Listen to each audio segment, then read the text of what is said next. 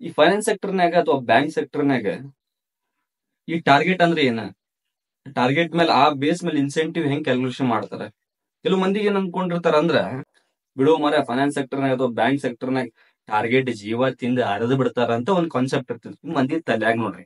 So first ನಾನು ಹೇಳ್ಬಿಡ್ತೀನಿ, ಈ ಫೈನಾನ್ಸ್ ಸೆಕ್ಟರ್ ಅಥವಾ ಬ್ಯಾಂಕ್ ಸೆಕ್ಟರ್ನಾಗ ಟಾರ್ಗೆಟ್ ಅಂದ್ರೆ ಏನ ನೋಡ್ರಿ. ಒಂದೇ ಮಾತು ಹೇಳ್ತೀನಿ, ಕೆಲವು ಮಂದಿಗೆ ತಲೆಯಾಗಿರ್ಬೋದು ಟಾರ್ಗೆಟ್ ಅಂದ್ರೆ ಬೇಸ್ ಮೇಲೆ ಕೊಡ್ತಾರೆ, ಅದೊಂದು ಪ್ರಾಡಕ್ಟ್ ಕೊಟ್ಟಿರ್ತಾರೆ, ಅದನ್ನ ಅಚೀವ್ಮೆಂಟ್ ಮಾಡಿದ್ರೆ ಅದಕ್ಕೆ ಇನ್ಸೆಂಟಿವ್ ಕೊಡ್ತಾರೆ. ಪೇಮೆಂಟ್ ಅಂದ್ರೆ ತಿಂಗಳ ಬಿದ್ದ ಬೀಳ್ತಿದ್ರಿ ಆ ಡೇಟಿಂಗ್ ನಿಂದ ನಿಮ್ಗೊಂದು ಟಾರ್ಗೆಟ್ ಕೊಟ್ಟಿರ್ತಾರೆ ನೋಡ್ರಿ.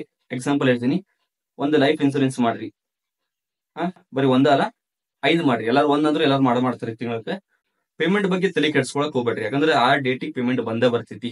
ಬ್ಯಾಂಕ್ ಸೆಕ್ಟರ್ ಫೈನಾನ್ಸ್ ಸೆಕ್ಟರ್ನಾಗ ಪೇಮೆಂಟ್ ಅಂತೂ ಅದೇ ಕಾರಣಕ್ಕೂ ಹೋಲ್ಡ್ ಮಾಡಂಗಿಲ್ಲ. ಬಟ್ ನಿಮ್ಗೆ ಕೊಟ್ಟಿರೋ ಟಾರ್ಗೆಟ್ ಏನಪ್ಪಾ ಅಂದ್ರೆ ಒಂದು ಪರ್ಟಿಕ್ಯುಲರ್ ಒಂದು ಇನ್ಸೂರೆನ್ಸ್ ಆಗ್ಲಿ, ಕರೆಂಟ್ ಅಕೌಂಟ್ ಓಪನ್ ಮಾಡ್ರಿ ಅಥವಾ ಸೇವಿಂಗ್ ಅಕೌಂಟ್ ಓಪನ್ ಮಾಡ್ರಿ, ಅಥವಾ ಇನ್ಸೂರೆನ್ಸ್ ಮಾಡಿಸ್ರಿ, ಅಥವಾ ಗಾಡಿ insurance, vehicle insurance, life insurance, FD, ಅಥವಾ ಯಾವ್ದಾದ್ರು ಪ್ರಾಡಕ್ಟ್ ನ ಸೇಲ್ ಮಾಡ್ರಿ, ಕ್ರಾಸ್ ಸೆಲ್ಲಿಂಗ್ ಇರ್ತಾವ. ಇದಕ್ಕೆ ನಿಮ್ಗೆ ಏನ್ ಮಾಡ್ತಾರೆ ಅಂದ್ರೆ ಇನ್ಸೆಂಟಿವ್ ಎಲಿಜಿಬಲ್ ಆಗ್ಲಿಕ್ಕೆ ನಿಮ್ಗೆ ಫ್ರೆಶರ್ ನ ಹಾಕ್ತಾರೆ. ಒಬ್ಬ ಎಂಪ್ಲಾಯಿ 4 ಮಿನಿಮಮ್ ಮಾಡಿಸ್ಬೇಕಂತ ಕಂಪ್ನಿ ನಾಮ್ಸ್ ಇರ್ತದ್ರಿ. ಸೊ 4ಕ್ಕಿಂತ ನೀವು ಸಪೋಸ್ 8 ಮಾಡಿದ್ರಿ ಅಂತ ತಿಳ್ಕೊರಿ. ಸೊ ಒಂದ್ ಪಾಲಿಸಿಗೆ ನಿಮ್ಗೆ ಏನ್ ಮಾಡ್ತಾರೆ ಅಂದ್ರೆ ಸಪೋಸ್ 250 ರೂಪಾಯಿ ಕೊಡ್ತಾರ ಅಂತ ತಿಳ್ಕೊರಿ. ಅದೇನ್ ಮಾಡಿದ್ರೆ ನೀವು 8 ಮಾಡಿದ್ರೆ ಅಂದ್ರೆ ನಿಮ್ಗೆ ಸ್ಲ್ಯಾಬ್ ಚೇಂಜ್ ಆಗ್ಬಿಡ್ತೈತಿ. 250 ರೂಪಾಯಿ ಇದ್ದಿದ್ದ 8 ಮಾಡಿದ್ರೆ ಅಂದ್ರೆ 4 ಸ್ಲ್ಯಾಬ್ ದಾಟ್ಸಿದ್ರೆ ಅಂದ್ರೆ 500 ರೂಪಾಯಿ ಪರ್ ಕೇಸ್ ಆದ್ರೂ ನಿಮ್ಗೆ ಇನ್ಸೆಂಟಿವ್. ಸೊ 8 ಕೇಸ್ ಮಾಡಿದ್ರೆ ಅಂದ್ರೆ ಏನ್ ಮಾಡ್ತಾರೆ, ನಿಮ್ಗೆ 4,000 ರೂಪಾಯಿ ಅಡಿಷನಲ್ ಪೇಮೆಂಟ್ ಜೊತೆ ನಿಮ್ಗೆ ಬರ್ತೈತಿ. ಇದೇ ಇನ್ಸೆಂಟಿವ್ ಮೆಥಡ್. ಸೊ ಎಷ್ಟೋ ಮಂದಿಗೆ ಗೊತ್ತಿರಲ್ಲ ಇನ್ಸೆಂಟಿವ್ ಅಂದ್ರೆ ಹೆಂಗ, ಟಾರ್ಗೆಟ್ ಅಂದ್ರೆ ಏನು ಇರಂಗಿಲ್ರಿ. ಆಗ ಆಗ್ತಾವ ಯಾವ್ದೇ ಫೀಲ್ಡ್ ನಾಗ ಆಗ್ಲಿ, ಯಾವ್ದೇ ಸೆಕ್ಟರ್ನಾಗ ಆಗ್ಲಿ ಟಾರ್ಗೆಟ್ ಅಂತೂ ಅಚೀವ್ಮೆಂಟ್ ಆಗತೈತೆ. ಯಾವ ಬ್ಯಾಂಕ್ನಾಗ ಅಥವಾ ಫೈನಾನ್ಸ್ ನಾಗ ಎಲ್ಲಾ ಕಡೆ ಫ್ರೆಶರ್ ಇದ್ದೇ ಇರ್ತೈತಿ. ಸೊ ಅದ್ರ ಬಗ್ಗೆ ತಲೆ ಕೆಡ್ಸ್ಕೊಳಕ್ ಹೋಗ್ಬೇಡ್ರಿ.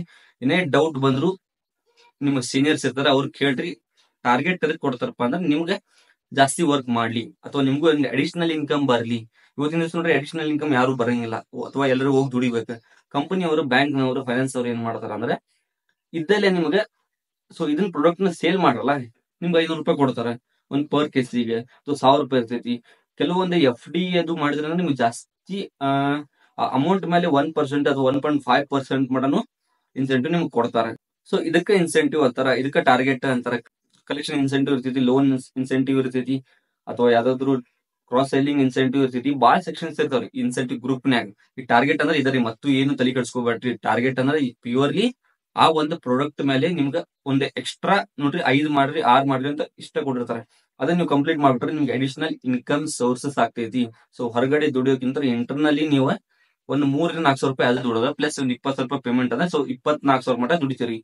ಸೊ FD ಮೇಲೆ ಅದೇ ಹೇಳಿದ್ರೆ ನಿಮ್ಗೆ 1.5% ಮೇಲೆ ಅವೆಲ್ಲ ಅಡಿಷನಲ್ ನಿಮ್ಗೆ ಅವು ಬಹಳ ದೊಡ್ಡ ಅಮೌಂಟ್ ಮೇಲೆ ನಿಮ್ಗೆ ಇನ್ಸೆಂಟಿವ್ ಕೊಡ್ತಾರೆ. ಸೊ ತಿಂಗಳ ಹೆಂಗಾರ ಮಾಡಿ ಟಾರ್ಗೆಟ್ ರೀಚ್ ಮಾಡ್ಲಿಕ್ಕೆ ಟ್ರೈ ಮಾಡ್ರಿ. ಯಾರ ಕಡೆ ಅಂದ್ರೂ ಆಗಂಗಿಲ್ಲ, ನನಗೆ ಟಾರ್ಗೆಟ್ ಆಗತ್ತಿಲ್ಲ ಅಂತ ತಲೆ ಕೆಡ್ಸ್ಕೊಬೇಡ್ರಿ. ಆಗ ಆಗ್ತಾವ. ಹೆಂಗ್ ಮಾಡಿದ್ರೆ ಫೋಕಸ್ ಇರ್ಬೇಕು. ಬಂದ್ವಾ, ತಿಂದ್ವಾ, ಉಂಡ್ವಾ, ಹೋದ್ವಾ ಅಂತ ಈ ಕಾನ್ಸೆಪ್ಟ್ ನಾಗ ನೀವು ಕೆಲಸ ಮಾಡಿದ್ರೆ ನಿಮ್ಗೆ ಇನ್ಸೆಂಟಿವ್ ಅರ್ನ್ ಮಾಡಕ್ ಚಾನ್ಸ್ ಇಲ್ಲ. ಪೇಮೆಂಟ್ ಬರ್ತೈತಿ, 3 ತಿಂಗಳು ನೋಡ್ತಾರ, ಆಮೇಲೆ ನೋಡಪ್ಪ ಮುಂದಿನ ಯೋಚನೆ ಮಾಡಂತ ಹೇಳ್ತಾರೆ ನನಗೆ. ಸೊ ಅದಕ್ಕೆ ಏನ್ ಮಾಡ್ತಾರೆ ಅಂದ್ರೆ ಹಾರ್ಡ್ ವರ್ಕ್ ಮಾಡ್ರಿ, ಮೇನ್ ಫೋಕಸ್ ಇರ್ಲಿ, ಕಂಟಿನ್ಯೂಸ್ ಫಾಲೋ ಅಪ್ ಇರ್ಲಿ. ಆಗತ್ತಾರ ಕಸ್ಟಮರ್ ಒಂದ್ಸಲ ಹೋದ್ರೆ ಬ್ಯಾಡ್ ತಗೊಂಡ್ ನೆಕ್ಸ್ಟ್ ನೋಡ್ತೀನಿ ಅಂತಾರ. ಖುದ್ದು ನೀವು ಹೋಗಿ ಒಂದ್ 2-3 ಸಲ ಹೋಗಿ ಬೆಟ್ಟ ಆಗೋರಿ, ಸರ್ ಹಿಂಗ್ ಮಾಡ್ರಿ, ಸರ್ ಹಿಂಗ್ ಐತಿ ಪಾಲಿಸಿ, ಹಿಂಗ್ ಐತಿ ನಮ್ ಕಡೆ ಹಿಂಗ್ ಐತಿ ಅಂತ ಕ್ಲಿಯರ್ಲಿ ಅವಂಗ ಎಕ್ಸ್ಪ್ಲೇನ್ ಮಾಡ್ರಿ. ಇನ್ನೊಂದ್ ಏನಂದ್ರೆ ಕ್ಲಿಯರ್ ಇನ್ಫಾರ್ಮೇಶನ್ ಅವ್ರಿಗೆ ಕೊಡ್ರಿ, ಅರ್ಧಂಬರ್ಧ ಕೊಡಾಕ್ ಹೋಗ್ಬೇಡ್ರಿ. ಮಾತಾಡುವಾಗ ಕಾನ್ಫಿಡೆನ್ಸ್ ಇರ್ಲಿ.